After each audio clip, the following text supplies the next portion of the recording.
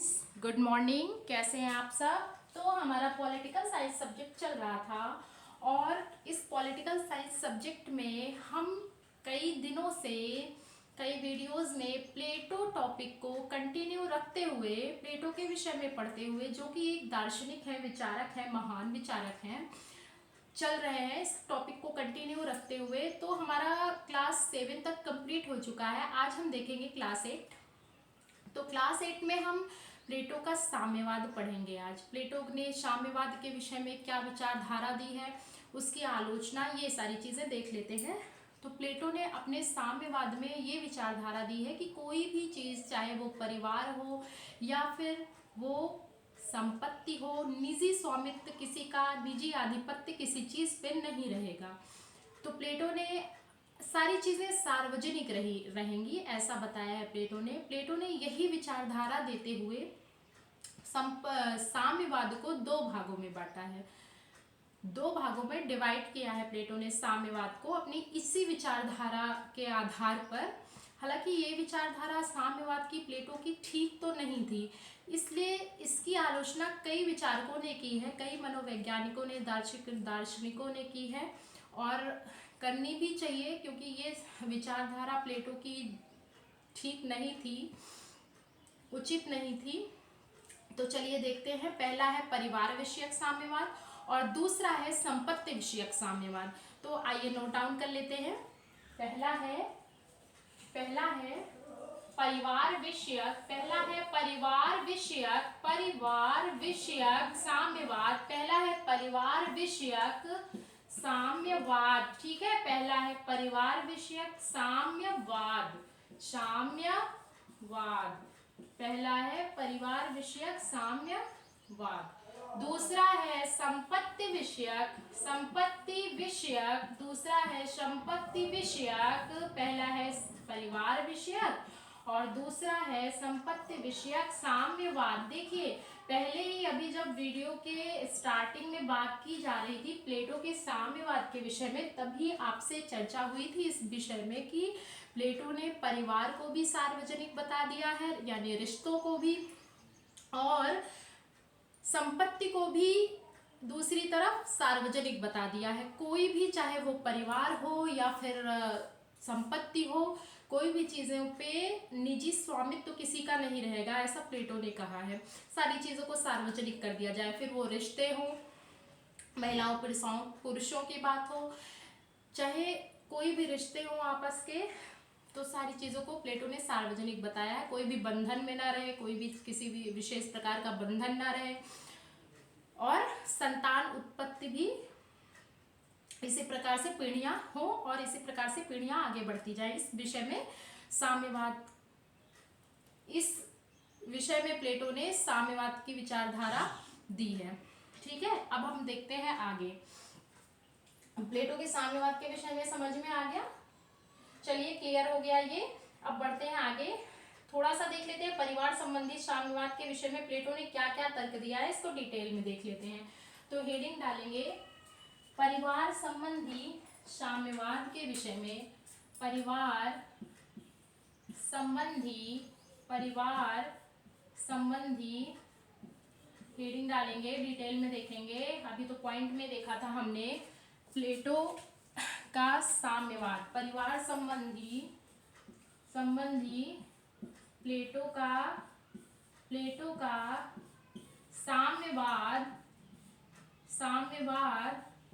साम्यवाद पर विचार या तर्क देख लीजिए कि उन्होंने संवाद शैली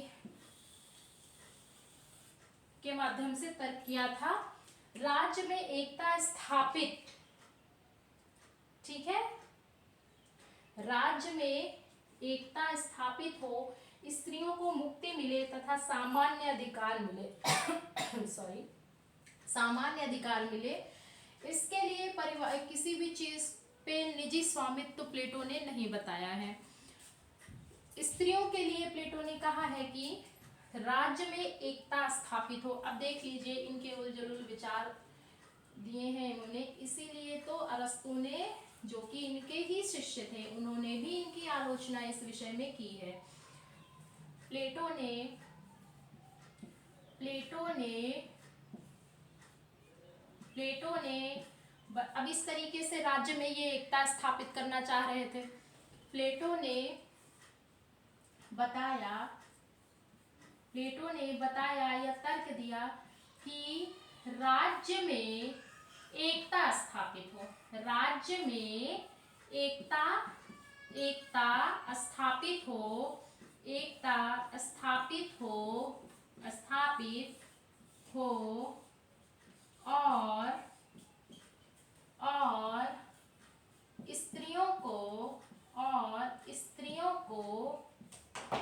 स्त्रियों को दिखाई दे रहा है, बोर्ड पे नीचे लिखा जा रहा है, स्त्रियों को मुक्ति मिले या वो किसी भी बंधन में ना रहे। ये सारी चीजें प्लेटो ने अपने विचार दिए हैं, जो कि कहीं ना कहीं उचित नहीं है। प्लेटो ने बताया कि राज्य में एकता स्थापित हो और स्त्रियों को मुक्ति मिले। इसके आगे देख लेते हैं, तथा सामान्य अधिकार मिले, तथा इसको इरेज कर दें क्या, ऊपर वाला यहाँ लिख देते हैं, तथा ये इसके बाद यहाँ देखिएगा, तथा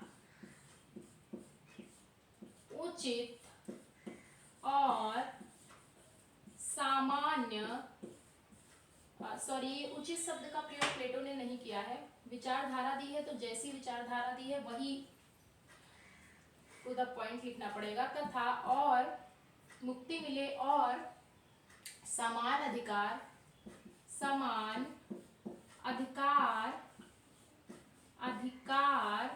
दिखाई दे रहा है, कमेंट कर दीजिएगा, जो भी ना दिखाई दे रहा हो कमेंट करके आप बता सकते हैं, जो भी ना समझ में आया हो इसमें। अधिकार और समान अधिकार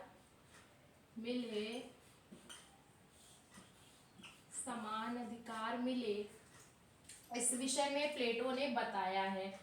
ठीक है, राज्य में एकता स्थापित हो और सामान्य अधिकार मिले, स्त्रियों को मुक्ति मिले, इन सब चीजों के विषय में प्लेटो ने बताया है। अब ये तो हो गई इनकी परिवार संबंधी विचारधारा। संपत्ति संबंधी विचारधारा देख लेते हैं थोड़ा सा। संपत्ति विषयक विचारधारा इनकी क्या थी, इसको क्लीन कर देते हैं। संपत्ति विषयक विचारधारा को देख लेते हैं। संपत्ति विषयक विचारधारा इनकी क्या थी, डालते हैं हेडिंग संपत्ति विषयक विचारधारा। ठीक है, संपत्ति विषयक विचारधारा क्या थी इनकी,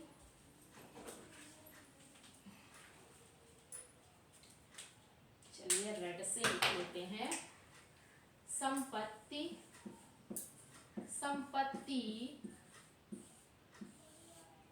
विषयक, रेड कलर से हेडिंग डालते हैं, संपत्ति विषयक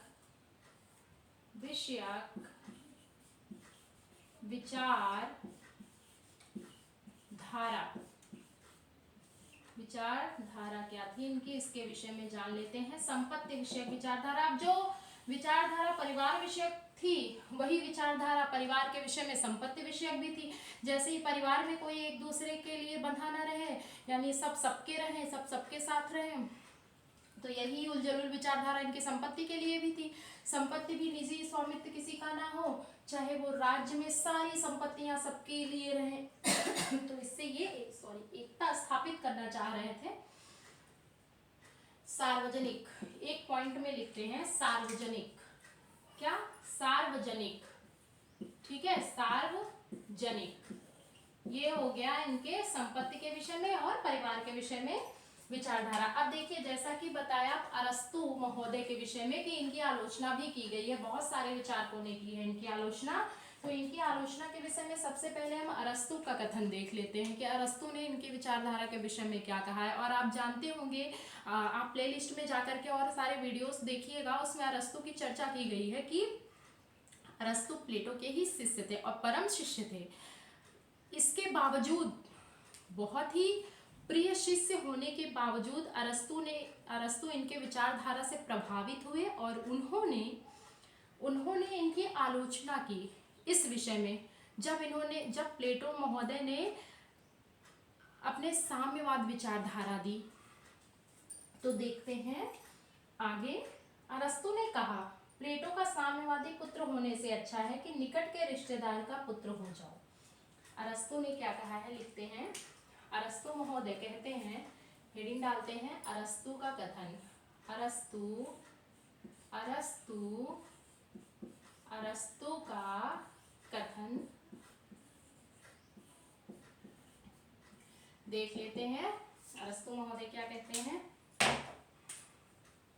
प्लेटो का साम्यवादी, अरस्तु ने कहा प्लेटो का, ये बहुत एग्जाम में पूछा जाता है, अरस्तु ने आलोचना किस प्रकार से की है, आता भी ये क्वेश्चन। प्लेटो का साम्यवादी, साम्यवादी कथन के रूप में पूछा जाता है कि अरस्तु का कथन क्या है प्लेटो के साम्यवादी विचारधारा के विषय में। प्लेटो का साम्यवादी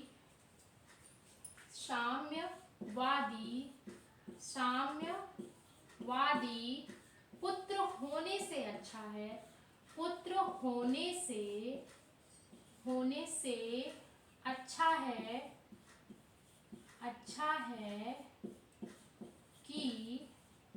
कि निकट के किसी रिश्तेदार